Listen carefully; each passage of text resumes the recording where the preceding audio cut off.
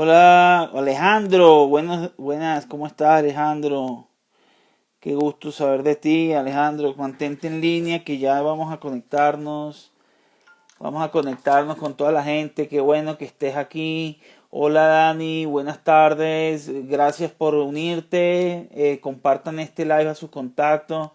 Hola, ¿cómo estás? Gracias por unirte. Vamos a tener un live muy interesante con la doctora Sarifa Sarache. Comparte con tus contactos para que esta información se difunda. Es sobre violencia en cuarentena, violencia en tiempos de cuarentena. Es un tema interesante y siguen compartiendo sus contactos.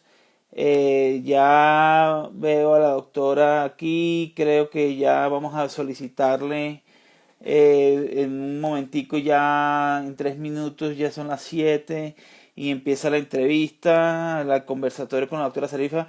Ok, hola Mónica, comparte esto, ya la doctora está aquí, vamos a enlazar. Hola Mónica, ¿qué tal? Gracias. Hola Think, a los nuevos seguidores, ya aquí veo a la doctora, vamos a empezar a solicitarle, agregar. Vamos. Estamos, compartan a sus contactos. El tema de hoy es violencia en cuarentena. Hola, doctora, ¿cómo Oh, está buenas noches, Juan. usted? Estás Buenas encantadísimo. noches. Bien, buenas noches. Aquí súper encantado. Estamos empezando antesito de tiempo, pero no importa porque yo creo que aquí la gente va a tener muchas inquietudes y querrán saber más de todo este tema. Entonces, la doctora Sarifa Sarache es médico psicólogo clínico y criminalística, tienes experiencia en proyectos sociales y temas de violencia, atención a las víctimas y seguridad ciudadana. Buenas noches, doctora. ¿Por qué violencia? ¿Por qué violencia en tiempo de cuarentena? Bueno, Orlando, primero encantada de estar contigo, de poder conversar y de abordar un tema que, bueno, que sí definitivamente es de mucho interés, siempre lo ha sido y quizás en estos momentos tiene más relevancia, ¿no? En los tiempos de pandemia, dadas las condiciones y las circunstancias, digamos, el contexto que nos es un poco adverso, ¿no? No es lo natural, no es lo habitual, no es lo que estábamos acostumbrados, por eso es que muchos hablan de una nueva forma una nueva realidad, una nueva forma de vida, un nuevo estilo, que por lo menos mientras dure esta epidemia o esta pandemia, bueno, efectivamente hay que irse adaptando a las circunstancias, ¿no? En realidad la violencia siempre ha sido un concepto bastante complejo para entenderlo, ¿no? De hecho, hay muchos estudiosos que han tratado de definirla y hay quienes prefieren definirla de un modo singular, ¿no? Y hacerla, digamos, particular, una a una, por los diferentes tipos de manifestaciones que tiene la violencia. Sin embargo, hay otros autores que más bien buscan considerar una definición que la englobe como fenómeno y que sea, digamos, lo suficientemente completa, clara y precisa esa definición. Entonces, realmente lo que digamos, el enfoque que yo tomo como psicólogo clínico es que, aunque es un fenómeno histórico, realmente en el año 1996, durante una asamblea de la Organización Mundial de la Salud, empieza a considerar, a marcar la pauta y a decir que hay que tratar de prevenir la violencia o hay que atenderla como un problema de salud pública. O sea, desde ese momento, entonces esta organización establece una definición, o sea, lo considera un problema de salud pública y como tal lo define. Entonces lo voy a leer textualmente. Es el uso deliberado de la fuerza física o poder, ya sea en grado de amenaza o efectivo, o sea, al final se causa, contra uno mismo, otra persona, una comunidad o grupo, y que cause o tenga muchas probabilidades de causar lesiones, muertes, cuando digamos es el producto final, daños psicológicos, trastornos del desarrollo o privaciones. O sea, en cualquier caso, está produciendo un efecto, un impacto que recae sobre otra persona u otro grupo, como ya lo dije. Visto así, o sea, entonces, de verdad que tomando en cuenta una definición como tan amplia, el enfoque debería ser como también multifacético, por decirlo así, ¿no? De alguna manera. Es decir, hay que abordar entonces cuáles son las causas de la violencia, hay que abordar cuáles son sus manifestaciones, sus formas de expresión o los tipos de violencia. Hay que considerar entonces también las consecuencias, o sea, cómo es el impacto que ella está teniendo y, bueno, y la valoración de todos esos elementos, ¿no? Para considerarla. Entonces, hay muchos datos que se toman en cuenta, digamos, a nivel universal, a nivel mundial, que los da la misma Organización Mundial de la Salud o bien la Organización Panamericana de la Salud. Entonces, estamos hablando que a nivel mundial hay unas 470.000 personas que son víctimas de homicidio cada año. Esto obviamente es el impacto definitivo, más allá no se puede ir. Alrededor del 38% de todos los asesinatos de mujeres son perpetrados por sus parejas, eso es un dato bien relevante, y una de cada 3 mujeres han experimentado o bien violencia física o bien violencia sexual por parte de su pareja íntima. Entonces, bueno, obviamente empezamos a hablar, digamos, también de poblaciones vulnerables. Entonces, antes de entrar todavía, digamos, en materia en relación a la pandemia, hay otros datos que nos hablan del 58% de los niños experimentan abusos cada año, sumando 99 millones de niños en la región. Esta es la región de las Américas, o sea, entonces hablamos de otro tipo de población. El abuso de las personas mayores se estima que es de un 12% en las Américas, sin embargo el número puede ser mayor en algunos otros contextos. Y bueno, y entonces pasan a ver, digamos, patrones de conducta, patrones de comportamiento que tienen una alta variabilidad dependiendo de los contextos, de las culturas, de circunstancias, de momentos y de situaciones particulares que vive cada quien, digamos, dentro de su entorno. En cualquier caso, esos datos son bien alarmantes como para poner nosotros una alerta sobre esta problemática. ¿Okay? Entonces, también pues lo que estamos viendo que la violencia existe desde el punto de vista de las relaciones sociales. O sea, entonces, por eso es que también hay unos autores que pasan a tratar de definirla como que si fuera un adjetivo, es decir, califican el tipo de violencia en función del daño que produce o hacia quién lo está produciendo, ¿no? A quién está afectando. Entonces, las relaciones pues pueden calificarse como violentas, las relaciones sociales.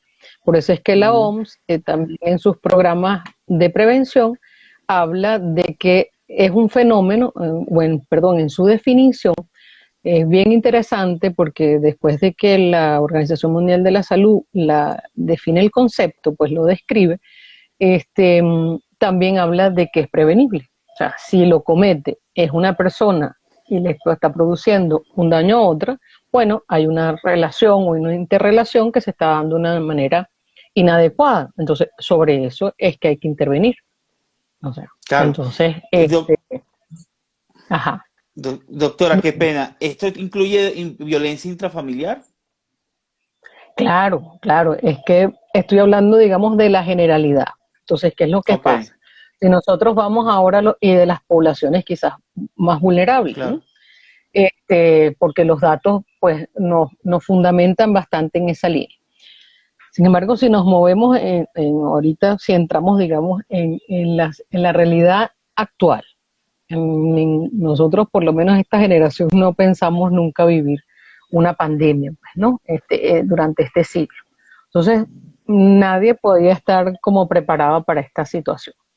Yo siento que, aunque estamos tratando de definir la violencia en términos de las relaciones interpersonales, pues de alguna manera esa condición mundial quizás no nos es violenta, pero nos es un poquito adversa a nuestro contexto habitual. Y nos es adversa porque nos va a restringir nuestro espacio. O sea, todo ser humano necesita un espacio mínimo eh, para moverse, o sea, es como el espacio privado y tú sientes que es tu libertad de acción. O sea, si tú quieres salir, sales, si no quieres salir, no sales.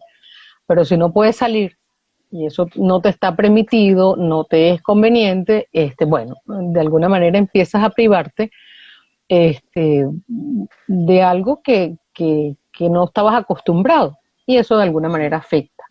Entonces, ¿qué es lo que ocurre con esto?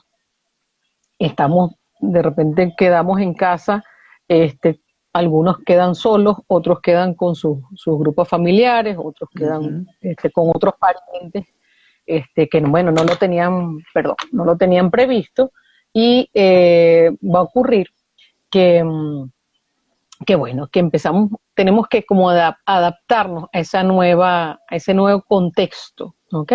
Y esas relaciones empiezan a darse también como en otros términos. O sea, porque cada quien tenía si es el grupo familiar tradicional, pues cada quien tenía sus responsabilidades, cada quien tenía sus hábitos y entonces el espacio se nos empieza a hacer como pequeño, indistintamente del espacio físico existente en nuestras casas, ¿verdad? Pero se nos empieza a hacer pequeño porque tenemos que compartirlo. O sea, necesariamente tenemos que estar ahí, tenemos que buscar distraernos, tenemos que buscar también cubrir nuestras necesidades, nuestras responsabilidades, nuestros momentos de esparcimiento. O sea, y entonces eso no está fácil. Si uno se Es una imagina un grupo situación familiar, difícil. es una situación difícil para todos. ¿Y qué es lo que ocurre? Que entonces donde ya había cierta, ciertos factores, porque cuando vas a atender la problemática, también el enfoque debe atender los factores de riesgo y los factores protectores.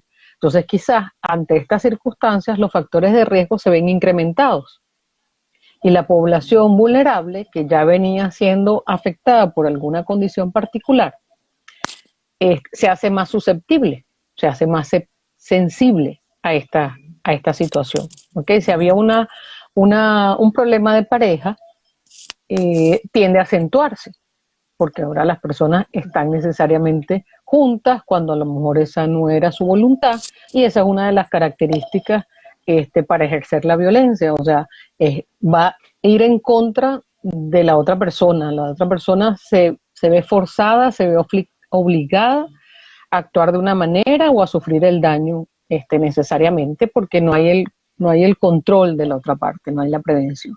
Entonces siempre hay que trabajarlo de todos modos en las dos líneas. O sea, la tendencia es a pensar que nosotros solo vamos a atender a las víctimas de violencia, pero no, hay que atender al victimario. O sea, el victimario también necesita atención, ¿okay? Porque eso no es, porque el problema, a lo mejor hay un problema de abuso que se acostumbra bastante o se encuentra bastante, es bastante frecuente, que de repente hay consumo de sustancias, pues, o abuso de alcohol, o sea, hay unas condiciones, digamos, que hacen más propicias para el agresor o la agresora. Y entonces, bueno, también necesitan, digamos, atención porque hay un problema de control de los impulsos y a veces se exceden Pero asimismo, la violencia también puede ser autoinfligida. O sea, también entonces tenemos personas que sufren de alguna condición de enfermedad mental previa, ¿verdad? Y eso nos hace vulnerables también. Si hay algunos signos de depresión, bueno, los suicidios se comienzan a presentar de una manera frecuente. Hay unas cifras que están arrojando de adolescentes, una cifra, digamos, más o menos importante que está llamando la atención sobre los adolescentes que se están suicidando. O sea, es una población joven que uno diría, bueno, pero a cuenta de qué, pues, ¿no? Cuando uno piensa que que bueno, que la población joven tiene muchas expectativas de vida, tiene muchas metas, tiene muchos proyectos, entonces eso habla de que las circunstancias, el contexto, las relaciones familiares, la formación está teniendo algunos inconvenientes y sobre eso hay que intervenir, ¿no? Entonces, Doctora, una pregunta, pero esto es como una situación como difícil, porque si todos estamos encerrados, ¿cómo podemos apoyar a esas familias? El caso donde en algunos casos es el victimario, o sea, se tiene que trabajar tanto en el victimario como en la víctima, y cómo hace uno, sí, porque a mí me manifestaban, yo voy a dar una charla, voy a hablar con la doctora especializada ajá, en este tema y me dijeron, ¿por qué no le preguntan que hay mujeres que sufren ahorita este tema de la violencia y cuando no debería ser así, ¿cómo se puede mitigar eso, no? sí, bueno, fíjate, sí, sí, se busca, digamos, a nivel de la, de las páginas web, pues de la información que está eh, de acceso libre, se va a encontrar que en la Organización Panamericana de la Salud dicta unas pautas para la atención de la violencia doméstica en el contexto del COVID, porque obviamente Claro. tiende a incrementarse y tiende a acentuarse cualquier circunstancia dentro de esos contextos, por lo mismo que tú estás diciendo, hay una situación de restricción del espacio, yo no puedo, si podía irme de la casa un rato y salir y llegar, pues ahora eso a lo mejor no ocurre, si yo estaba con otra persona, pues tampoco he podido satisfacer, digamos, esa necesidad y buscar un Ujú. aire. Entonces, bueno, los sistemas, digamos, de salud de los países y de las ciudades deben tomar en cuenta como parte de la atención en salud en general durante esta pandemia esas situaciones. O sea, Ujú. hay que buscar los organismos, los entes públicos que ofrezcan la ayuda a las personas. Entonces, eso hay que implementarlo, eso hay que considerarlo, porque las personas incluso se les trata de orientar a nivel de unas infografías, ¿verdad? A las comunidades, o sea, si tú sabes que de repente una amiga tuya, una vecina tuya está en una situación difícil, ¿verdad? Tienes que tomar tienes que cuidar los riesgos, ¿verdad? Porque si en este caso de repente es una mujer que está siendo agredida por el esposo, ¿verdad? Ella tiene que cuidarse mucho en la forma en que hace saber el alerta para buscar la ayuda, porque sabemos que pues el agresor no se puede dar cuenta que tú estás anunciando y estás alertando a alguien, que estás buscando ayuda, porque Ujú. eso agrava la situación, porque lo pone también en riesgo a él. O sea, Ujú. es evidente que él va a ser víctima de una denuncia, o sea, como agresor, en fin, pueden tomar medidas contra él, ¿no? Entonces hay algunos videos que han estado en las redes, incluso de las maneras en que las mujeres pueden, ¿sabes?, estratégicamente hacer unas llamadas y como que dar alguna información que el interlocutor pueda captar que está en una situación de auxilio, pues, ¿no?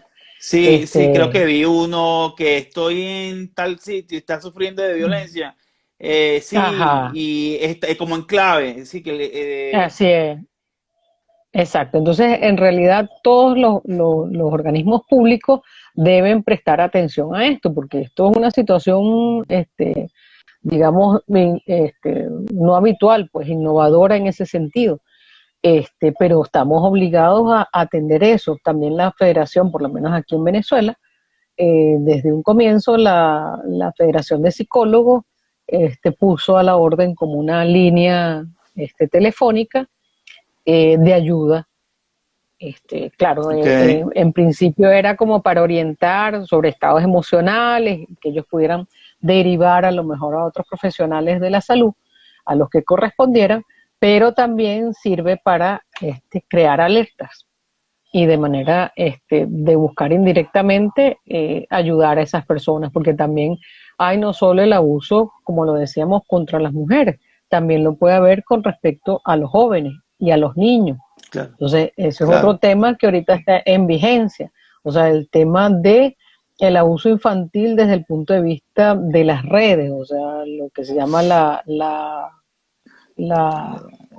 ahora no me viene el nombre, Ciberacoso, la... ciberacoso, Sí, ciberacoso. pues algo así, exacto, que tratan de utilizar a los niños, ¿verdad? Para, pues bueno, a través de las redes para explotarlos sexualmente, ¿no? Entonces, bueno, esas son formas, digamos, de violencia que se van generando, con los medios que tienen a mano los victimarios. Entonces, sobre todo eso hay que poner atención. O sea, los padres ahí deben estar atentos una vez más al uso de las redes en sus niños, o sea, porque son presas fáciles. O sea, así mismo como lo son en la calle, pues ahora lo son quizás más, porque esos son muchachos que nacieron en este millennium y son absolutamente los millennials o los digitales, pues como dicen ellos, ¿no? Entonces, pues bueno, eso ahí los padres también tienen un rol importante y por eso es que la orientación y la información debe estar, digamos, enfocada hacia las comunidades, hacia los padres, hacia los sistemas de salud de los países. Es decir, todos tenemos que intervenir porque a todos de alguna manera nos compete el tema, o sea, y todos tenemos maneras de abordarlo. Obviamente que, bueno, los profesionales del área de la salud y en este caso quizás de la salud mental, bueno, tenemos como mayor pertinencia, pero eso no nos exime a cualquiera de poner alertas, de poder ayudar, de poder apoyar en ese sentido, ¿no? Los trabajadores de la salud también tienen un rol para hacer, porque quizás las personas llegan hoy, acuden a un centro de salud por alguna situación específica de enfermedad, de trastorno digestivo, algún malestar, y en ocasiones pueden presentar signos de violencia física y ahí el personal de salud es determinante en, ¿cómo se llama? En detectarlo, pues en diagnosticarlo, en ayudar al paciente a que se abra, a que se sincere para poder brindarle la ayuda. ¿Okay? Eso, o sea, son oportunidades que no debemos dejar pasar, pues, ¿no? Una pregunta, Eh, doctora. ajá, Los niños con autismo o adolescentes, los ajá. Asperger, que pues aquí hablamos bastante del tema, y pueden ser sujetos de violencia física o verbal. ¿Qué se hace en esos casos? Pues, ¿Cómo puede...? bueno, ahí el tratamiento va, por eso digo, dependiendo de quiénes sean los que le lo lesionen, pues, ¿no? Pero si en este Claro, caso son sus padres, porque de repente los padres, hay un momento, por eso digo, las circunstancias son muy apremiantes hoy en día con el tema de la pandemia, hay mucha claro. necesidad, cada quien necesita cubrir sus necesidades, digamos, más inmediatas, entonces la tolerancia está como en mínimo, la paciencia está como en mínimo, el control Ujú. está en mínimo y entonces, bueno, de repente, ¿sabes? Alguna conducta que manejan nuestros niños, nuestros jóvenes, parte de su condición, pues estamos en menor capacidad de tratarla, pues de, de tratarla, digamos, de la mejor manera.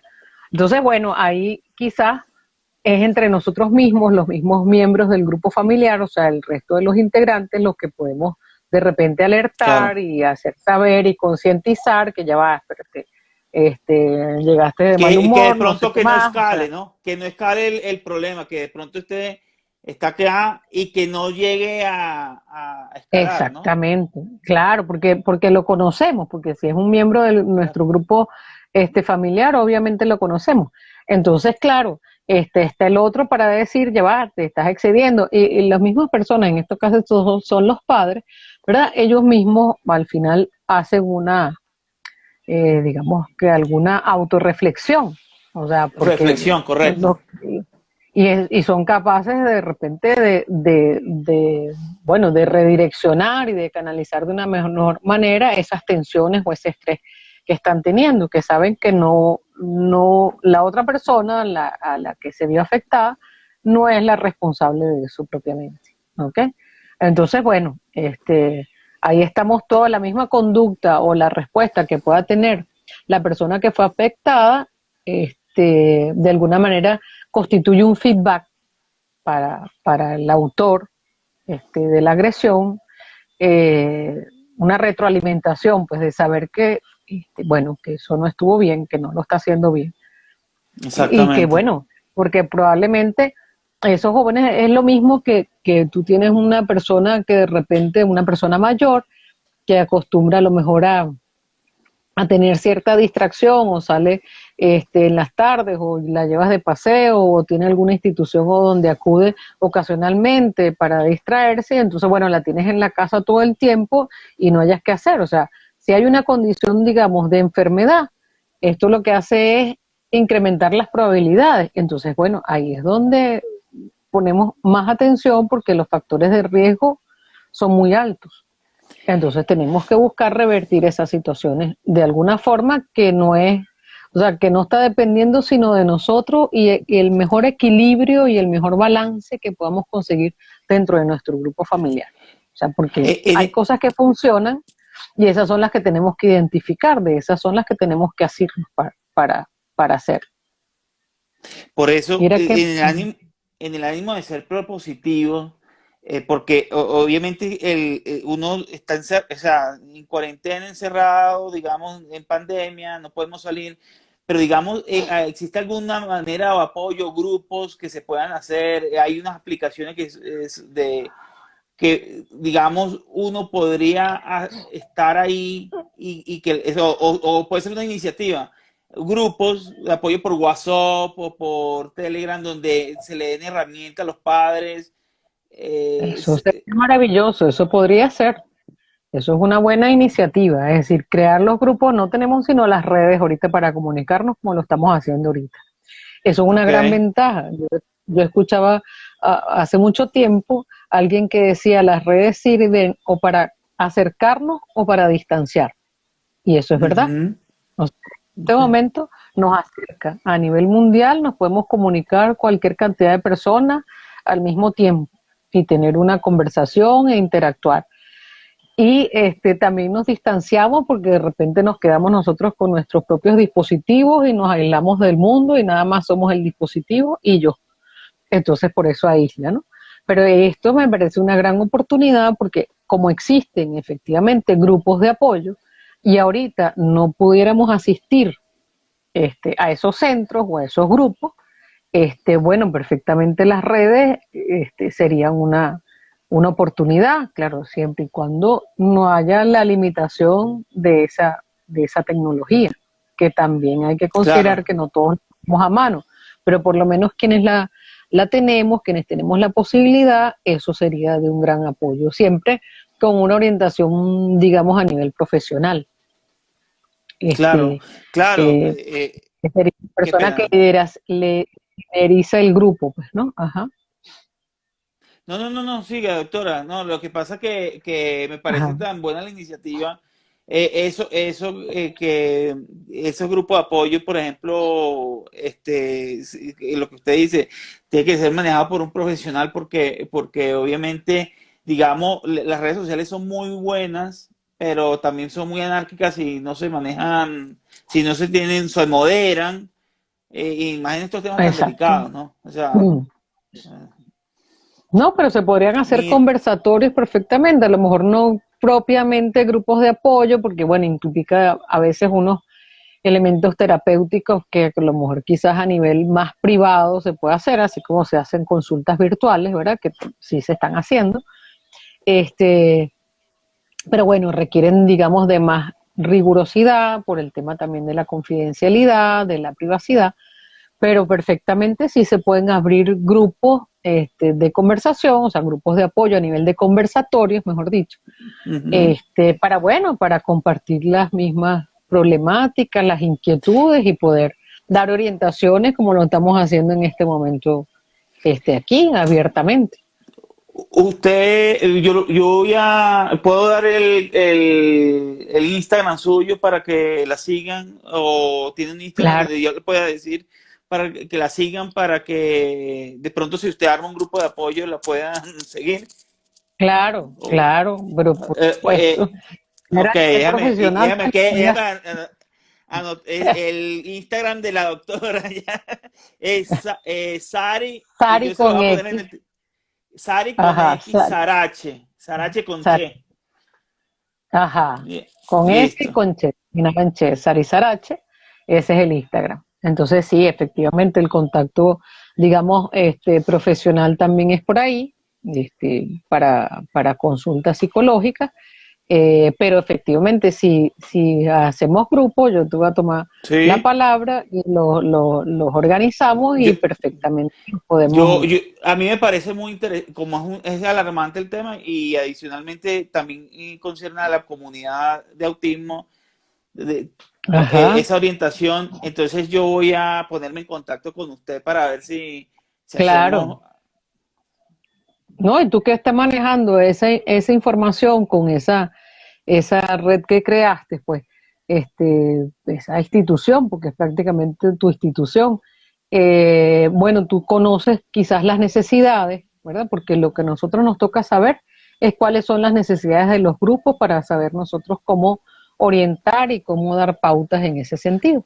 Entonces, bueno, Claro. tú que con tu comunidad, digamos, de Asperger, puedes perfectamente decirnos en base a tu experiencia y en base a las personas con las que tú interactúas y te has organizado, bueno, cuáles son las necesidades que tienen para uno prestar, digamos, el apoyo virtual, pues, terapéutico virtual. Yo estoy seguro que aquí hay personas que quieren hacerle alguna pregunta, pero son como muy tímidos.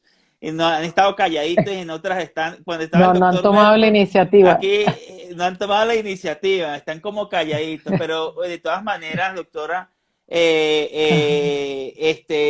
a mí me parece este tema, por ejemplo, en el punto de vista del autismo, también el pro niño ese le puede dar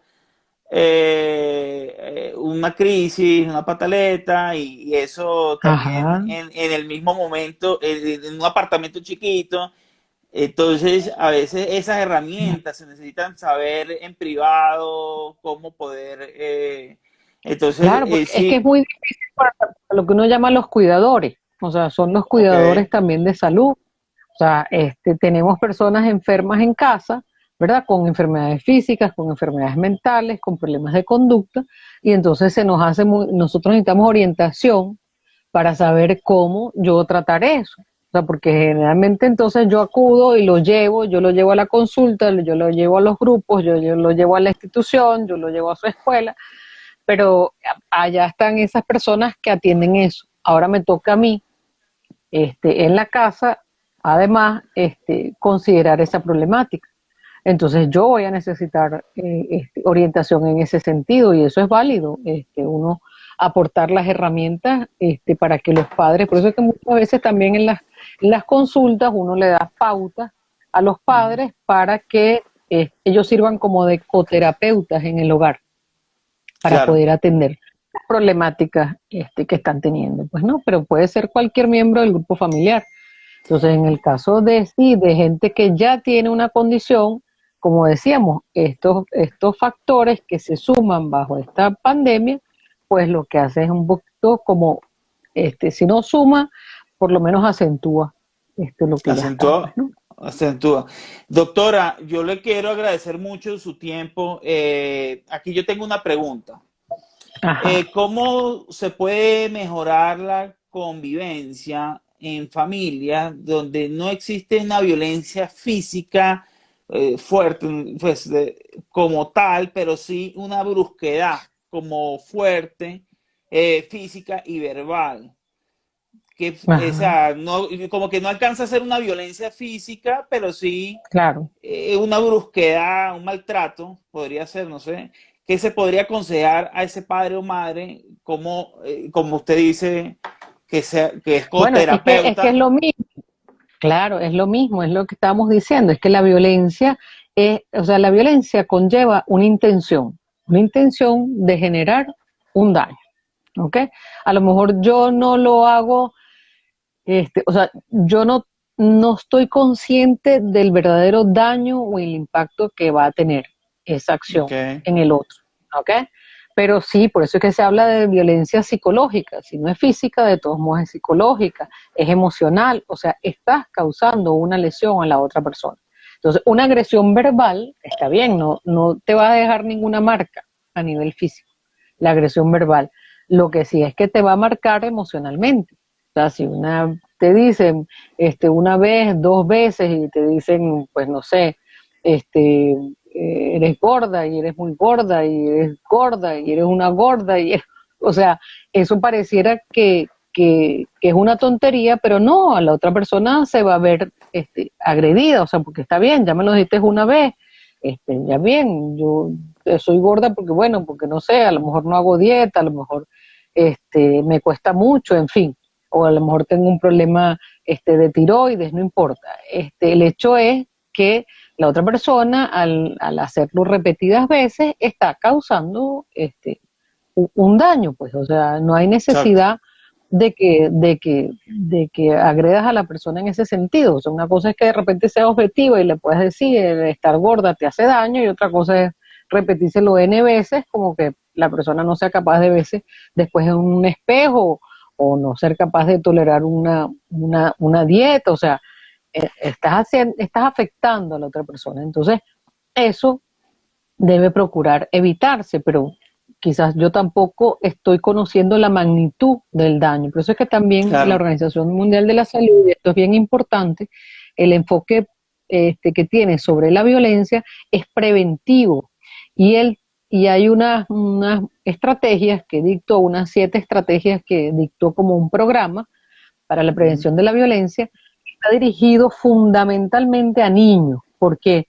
Porque Ujú. bueno, en la medida en que tú trabajes con los niños, ¿verdad? En esa medida hay menor probabilidad de que eso, porque se ha encontrado que muchos adultos violentos, agresores, en su vida sufrieron alguna forma de violencia. Entonces, Ujú. parece que tenemos que empezar a trabajar desde el principio, o sea, porque empiezan Ujú. los niños, aprenden, o sea, su desarrollo está como parte de su sistema de aprendizaje, está el modelaje, es copiar, es imitar y es copiar conductas que ven. Entonces, bueno, Claro. por eso es que tenemos que trabajar sobre todo con esos niños, porque en la medida en que tú prevengas patrones violentos en los niños, se supone que deben ser unos jóvenes y unos adultos más sanos, desde el punto de vista, si lo vemos como lo estábamos conversando, desde el punto de vista de las relaciones sociales, pues que son las que se establecen. Entonces, Claro. en cualquier caso, pues hay que, hay que, hay que generar el alerta de si Ujú. nosotros no somos capaces de verlos, que actuamos indebidamente, inapropiadamente, exageradamente, o sea, que tuvimos una conducta sobredimensionada de repente para la realidad. Entonces, bueno, alguien también nos los tiene que hacer ver. Si no nos los hace Claro. ver la propia víctima, la propia persona afectada, con la Ujú. consecuencia que estamos viendo que tiene, ¿verdad? Entonces, bueno, nos los tiene que hacer saber otra persona que esté en ese entorno más inmediato. Porque aunque Claro. no esté Claro. físicamente, suponte tú, una abuela a lo mejor no vive físicamente con el niño donde él vive con su grupo familiar, pero aunque sea en la interacción mínima que tenga, sea vía virtual o en algún momento dado que la visite, bueno, a lo mejor hay confianza con esa abuela, o la abuela es capaz de determinar que el niño o la niña está teniendo alguna afección en ese sentido y es de parte de los padres, entonces, o Claro. de uno de los miembros del grupo familiar. Entonces, bueno, ellos están obligados a poner el alerta y a actuar en consecuencia. O sea, Claro, porque doctora. los niños muestran sus temores, y los niños les dicen de repente, yo te estoy haciendo esto, pero no vayas a decir nada. O sea, Sí. entonces, bueno, Delicado. por eso es que es muy delicado, exactamente. Entonces, bueno, esa es la población, digamos, más vulnerable, pues, ¿no? Entonces, doctora, yo hay creo que que tomar como múltiples factores en cuenta para atender la nosotros problemática. nos centramos como en la violencia pues familiar, que es la pandemia, porque estamos encerrados, pero me imagino que hay otros tipos de, Ajá. entonces de su experiencia hay más violencia y nos quedamos aquí como cortico porque ahí sí usted, Claro. su tiempo es agotado, su tiempo es corto y de verdad, No es que tratamos de pero circunscribirnos a la violencia que pudiéramos estar viviendo en este contexto de la pandemia. Eso es. correcto. Y en ese Sí, sentido sí. yo quiero agradecerle pues que usted haya aceptado la invitación, porque es siempre complicado, usted es una persona tan ocupada que es complicado contactarla para que bueno, entonces, No, vamos a la doctora, orden. Y vamos a considerar y eso que tú dijiste de los grupos de orientación. Vamos sí, a ok. tomarlo en cuenta para hacer propuestas en esa línea. ¿Ok? Bien, doctor, entonces le agradezco mucho por la presencia en este live, fue bastante bueno, o sea, muy informativo Ujú. y estamos por chat ahorita, más tarde. Estamos continuamos en comunicación nosotros. Muchísimas Vale, gracias y bueno, espero que haya habido algún aporte. ¿Ok?